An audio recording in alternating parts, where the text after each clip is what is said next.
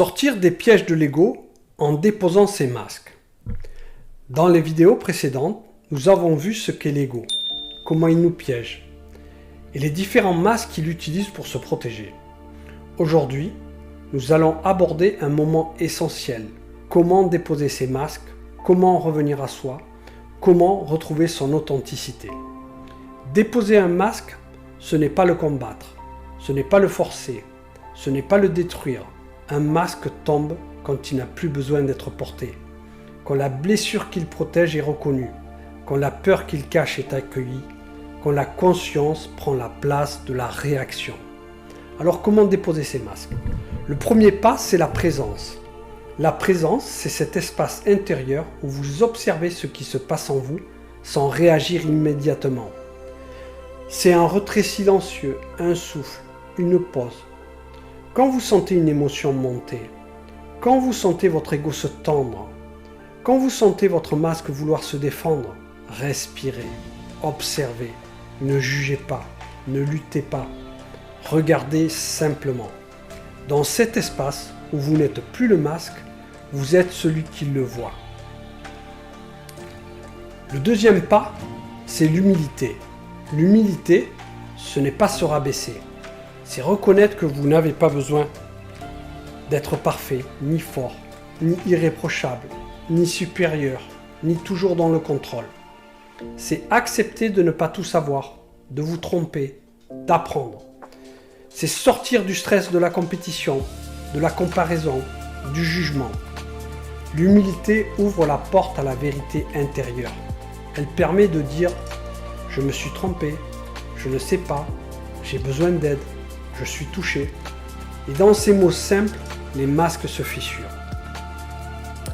Le troisième pas, c'est la vulnérabilité consciente. La vulnérabilité n'est pas une faiblesse, c'est une force immense. C'est oser dire ce que vous ressentez vraiment. C'est oser montrer ce que vous cachez depuis longtemps. C'est oser être simplement humain. Quand vous dites « je suis blessé, j'ai peur, je suis fatigué », vous ne vous effondrez pas. Vous vous ouvrez. Et dans cette ouverture, les masques n'ont plus de raison d'exister. Le quatrième pas, c'est le lâcher-prise. Lâcher prise, ce n'est pas abandonner. C'est arrêter de s'accrocher à ce qui vous fait souffrir. C'est laisser tomber le besoin d'avoir raison, le besoin de contrôler, le besoin d'être validé. C'est reconnaître que vous n'avez pas à tout porter, que vous n'avez pas à tout prouver, que vous n'avez pas à tout maîtriser. Quand vous lâchez, vous respirez. Et quand vous respirez, le masque tombe. Le cinquième pas, c'est la douceur envers vous-même. Beaucoup de masques viennent de blessures anciennes, des critiques, des humiliations, des abandons, des manques d'amour. Pour déposer un masque, il faut parfois réapprendre à se parler avec bienveillance, à se dire « j'ai le droit d'être comme je suis, j'ai le droit d'être imparfait, j'ai le droit d'être sensible ». La douceur guérit ce que la dureté a brisé. Et parfois, le chemin demande un soutien extérieur. Un accompagnement psychospirituel peut t'aider à déposer l'armure, à comprendre l'origine du masque, à retrouver son authenticité. Ce n'est pas un aveu de faiblesse, c'est un acte de courage. Quelques exemples. À travers le masque de la performance, Gaëtan veut toujours gagner. Et ce masque de performance l'oblige à être sans cesse le meilleur. À la moindre difficulté, il s'énerve, râle, crie, comme si chaque obstacle confirmait une peur profonde de ne pas être à la hauteur. Dans sa tête, tout se mélange. Frustration contre lui, colère contre les autres, besoin de prouver et peur de décevoir. À force de jouer le champion, il s'épuise et se coupe des autres, rejetant parfois la faute sur tout, sauf sur ce masque qui l'étouffe. S'il parvient à accueillir la défaite comme une étape plutôt que comme une menace pour son estime, la pression se relâche. Alors son masque tombe et il peut enfin rencontrer une version plus authentique et plus libre de lui-même.